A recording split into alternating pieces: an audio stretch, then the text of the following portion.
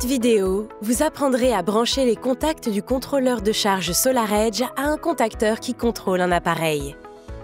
Avant de commencer, voyons ce que contient l'emballage du contrôleur. L'emballage contient le contrôleur de charge SolarEdge Home, un adaptateur pour rail DIN, 2 vis pour l'adaptateur pour rail DIN, 2 vis pour le montage mural, du ruban adhésif double face, des caoutchoucs pour câbles et le QR code du guide d'installation rapide. Le contrôleur peut être fixé de 3 façons. Lors du montage du contrôleur sur une surface, retirez le couvercle et fixez l'unité à la surface à l'aide de 2 vis. Le contrôleur peut également être fixé à une surface verticale plane à l'aide de ruban adhésif double face.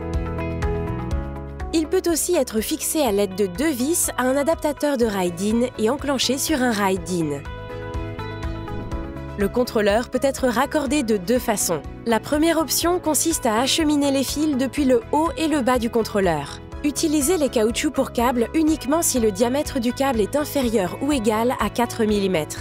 La deuxième option consiste à acheminer les fils à travers l'arrière du contrôleur en retirant les 2 zones prédécoupées.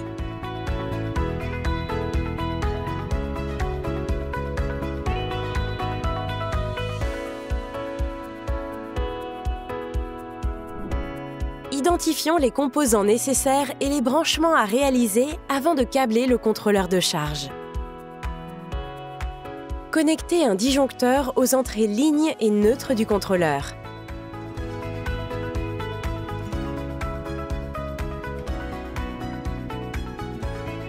Branchez les fils entre le disjoncteur, les bornes normalement ouvertes du contrôleur et la borne A1 du contacteur. Si vous le souhaitez, vous pouvez raccorder les bornes normalement fermées. Branchez un fil neutre entre le disjoncteur et la borne A2 du contacteur. Fixez les fils à l'intérieur du contrôleur et remettez le couvercle du contrôleur en l'enclenchant. Vous pouvez maintenant contrôler n'importe quel appareil branché au contacteur. Mettez le disjoncteur sous tension pour alimenter le contrôleur et exécutez cette app pour vous connecter à l'onduleur. Une fois le contrôleur détecté et ajouté, configurez la puissance nominale et le temps de fonctionnement minimum de l'appareil contrôlé.